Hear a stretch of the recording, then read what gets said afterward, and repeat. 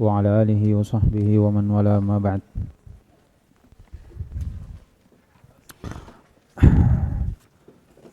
Insyaallah di kesempatan yang hari ini kita akan membahas kitab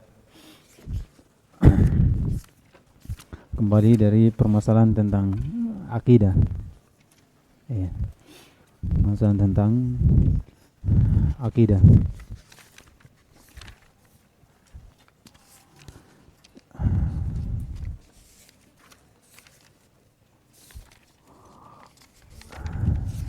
Kitab ini dinamakan Al-Aqidatul Wasithiyah. Aqidah Al-Wasithiyah. Dikarang oleh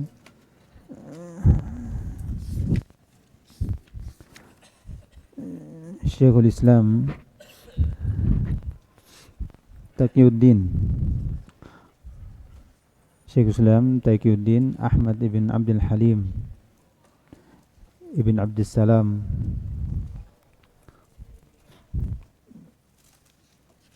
Abul Abbas yang dikenal dengan Ibnu Taimiyah. Syekhul Islam Ibnu Taimiyah. Jadi namanya siapa? Ahmad ibn Abdul Halim ibn Abdus Salam. Kunyanya Abul Abbas. Terkenal dengan apa? Ibnu Taimiyah. Ibnu Taimiyah. Jadi Ibnu Taimiyah ini disebutkan bahwasanya Taimiyah ini ada kisahnya kenapa dikatakan Taimiyah.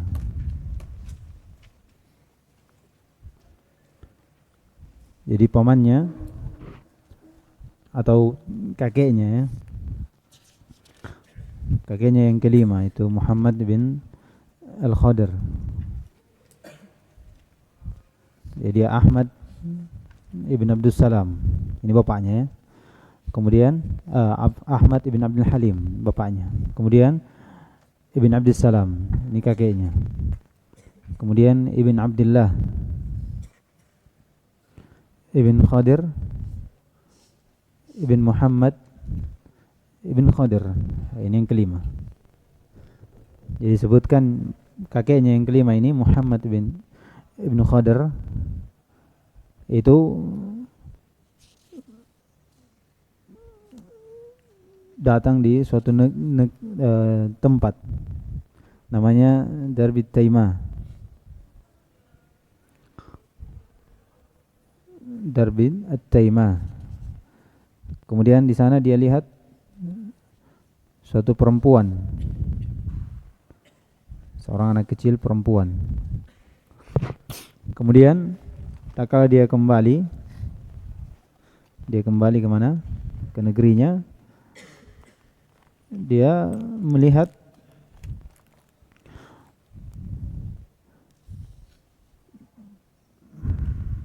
istrinya sudah melahirkan dan anaknya ini perempuan. Anaknya perempuan, maka dikatakan ya Taimiyah. Dipanggillah siapa? Taimiyah. Nisbah kepada negeri yang didatangi kemarin, yaitu Taimah. Taimah, maka dilakoplah dengan Ibnu Taimiyah. Ibnu Taimiyah. Ada juga yang mengatakan, ini disebutkan oleh Ibnu Najjar rahimahullah ta'ala,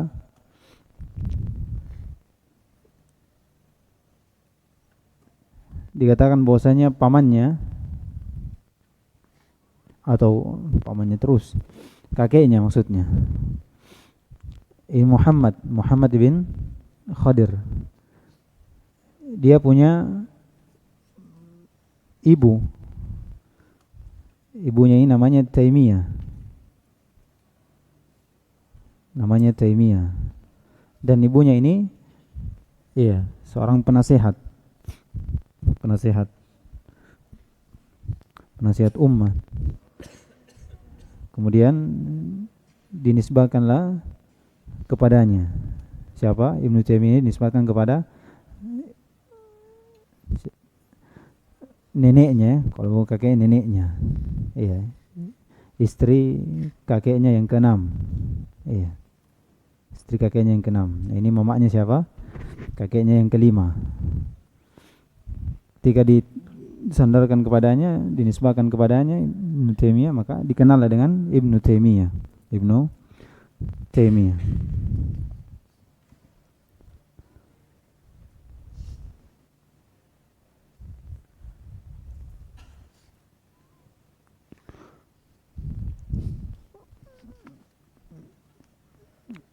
Kemudian beliau ini banyak dari karangan-karangannya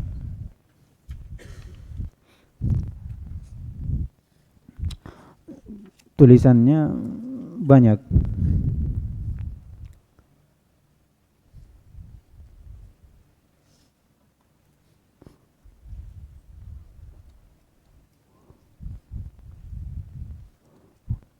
Disebutkan oleh Az-Zahabi rahimahullah ta'ala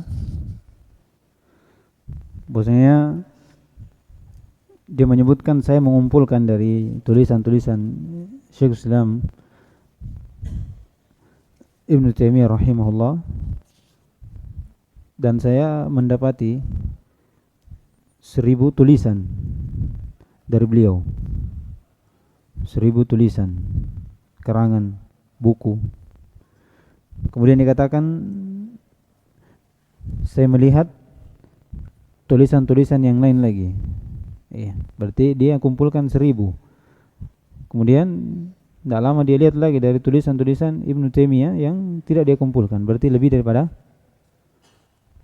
apa? 1000 buku. Iya. Ini dinukil oleh Zahabi, murid beliau. Ini murid beliau ini.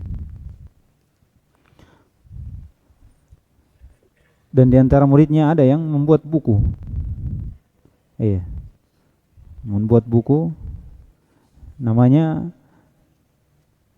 Asma' Mu'allifat Syekhul Islam Ibnu Taimiyah.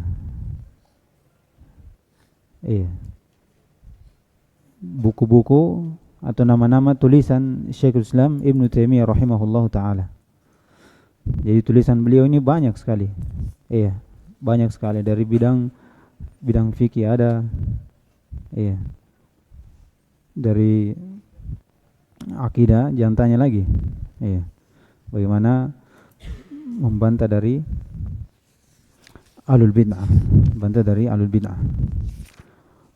Di antara tulisannya apa? Yang kita akan baca ini. Itu Al-Aqidah Wasithiyah.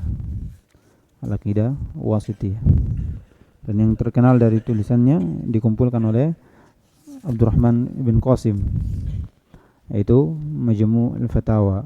Majmu'ul Fatawa. Kemudian beliau ini memiliki banyak murid. Iya. Memiliki banyak murid. Di antara muridnya bernama Al-Hafidh Yusuf ibn Abdurrahman Al-Mizzi. Ya. Iya, ini pemilik kitab Tahdzibul Kamal. Ini menjelaskan tentang rawi-rawi.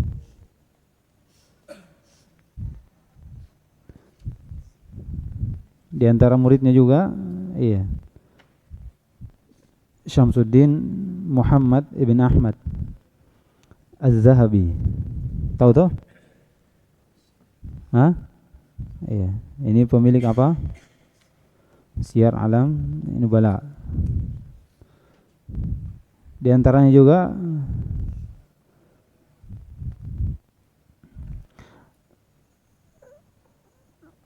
Imaduddin Ismail ibn Umar Ibnu Katsir. Pemilik apa? Tafsir Ibnu Katsir. Abul Fida. Dan terakhir dari muridnya, ini diantara muridnya siapa? Nah, Syamsuddin Ibrahim Ibn Muhammad Ibn Qayyim Al-Jauziyah rahimahullahu ta'ala. Ini yang terakhir ini disebutkan oleh Ibnu Hajar rahimahullah. Seandainya tidak ada bukti lain menunjukkan keilmuan dari Ibnu Taimiyah, bagaimana dalamnya ilmunya, penguasaan ilmunya, cukuplah muridnya ini, maka kita sudah mengenal Ibnu Taimiyah rahimahullah. Iya. Apalagi memang terlihat dari buku-bukunya menunjukkan bagaimana ilmu Syekhul Islam Ibnu Taimiyah ini. Iya. Kalau tidak ada dari buku-bukunya, tidak ada dari tulisan-tulisannya, apanya semua, cukuplah Ibnu Qayyim jadi bukti. Iya, cukuplah Ibnu Qayyim bukti bahwasanya bagaimana Syekhul Islam Ibnu Taimiyah itu. Ibnu Qayyim rahimahullah, antum lihat ya, dikatakan apa? Tabibul Qulub. Iya, dokter hati. Antum lihat karangan-karangannya itu bagaimana membahas tentang Syifa'ul Qulub, bagaimana menyembuhkan hati, bagaimana menjadikan hati itu bersih, bercahaya. Dari buku-bukunya yang banyak.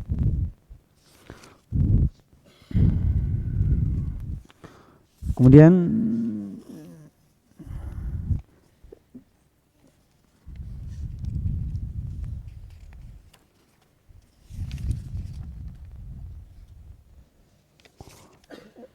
Ibnu Taimiyah ini banyak dipuji oleh ulama,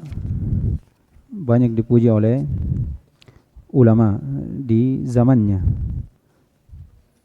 Bahkan siapa yang datang setelahnya, disebutkan di zamannya ini dipuji oleh 80 ulama. Iya, insyaallah. Bagaimana Ibnu Taimiyah ini pada zamannya saja itu ada 80 ulama, kurang lebih seperti itu, yang memuji dari keilmuan Ibnu Taimiyah ini, memuji dari keilmuan Ibnu Taimiyah ini.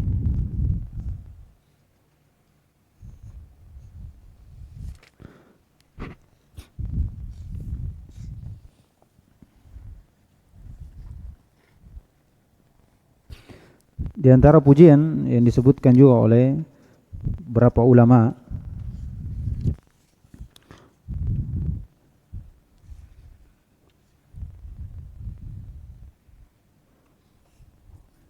di antaranya ada yang menyebutkan bahwasanya Syekhul Islam Taimiyah ini ketika ditanya dari satu permasalahan, satu fan ilmu, ketika dijawab, disangka orang yang bertanya ini bahwasanya tidak ada yang dikuasai kecuali fan ini saja. Tidak ada yang dia pelajari kecuali fan ini saja. Maksudnya apa? Rincinya bagaimana menjawab, menjelaskan satu fan bidang ilmu, ketika dijelaskan itu seakan-akan dia tidak mempelajari yang lainnya. Satu fan. Ada juga yang menyebutkan, kalau ditanya satu permasalahan tentang madhab, dalam permasalahan fikih, kalau dia bertanya tentang madhab ini, ketika dia jawab seakan-akan dia bermadhab dengan madhab tersebut. Ditanya lagi madhab ini, dia jawab seakan-akan dia bermadhab seperti ini. Saking kenalnya dari ucapan-ucapan para imam, saking bagaimana mereka atau Ibnu Taimiyah ini menghafal dari ucapan-ucapan para imam. Disebutkan juga bahwa Ibnu Taimiyah ini dalam keilmuannya, disebutkan dalam keilmuannya ini itu mengambil apa yang dia inginkan dan meninggalkan apa yang diinginkan. Bagaimana maksudnya itu? Hah? Jadi kalau dia membahas, dia menerangkan, iya, apa yang dia inginkan dia keluarkan, dia tahu semua. Apa yang tidak ingin dia tahan, bisa. Iya, maksudnya bagaimana penguasaan terhadap ilmu, bagaimana penguasaan terhadap ilmu agama. Tapi hal semua itu perhatikan, itu dari bagaimana keluasan ilmu dari Ibnu Taimiyah ini. Iya. Kemudian berkaitan dengan itu, bagaimana Ibnu Taimiyah ini sehingga bisa memotivasi kita ya. Disebutkan ada dua hal saja. Beliau ini ketika membaca suatu permasalahan tentang ilmiah, tentang ilmu, kemudian dia merasa ada yang tidak paham, iya. Modelnya bagaimana? Disebutkan dia mendatangi masjid yang diperintah untuk ditinggalkan masjid itu. Maksudnya tidak ada orang di sana, mahjur. Dia sholat di situ, iya. Dia bertaqarrub ila Allah di situ. Tidak ada orang yang melihatnya. Kemudian dia sholat, dia berdoa, dia menangis. Doanya apa? Ya Rabb, iya, atau ya muallimi, ya muallima Adam, allimni. Wa ya mufahimu Sulaiman, fahimni. Ini doa beliau. Kalau ada apa? Kalau dia lagi belajar kemudian tidak paham, dia tidak terputus dari doa. Disebutkan lagi kalau dia tidak paham, ada sesuatu iskal, dia beristighfar sampai berpuluh-puluh kali. Kalau dia baca suatu buku, ada permasalahan dalam pelajaran, dia beristighfar kepada Allah Subhanahu wa taala. Iya. Disebutkan bahwasanya yang menghalangi ilmu itu adalah maksiat. Iya, maksiat. Kemudian yang terakhir di antara hal yang membawa Ibnu Taimiyah di sini dari amalan-amalannya adalah beliau ini disebutkan para muridnya, beliau kalau sudah salat subuh itu tidak keluar dari masjid kecuali jam 9.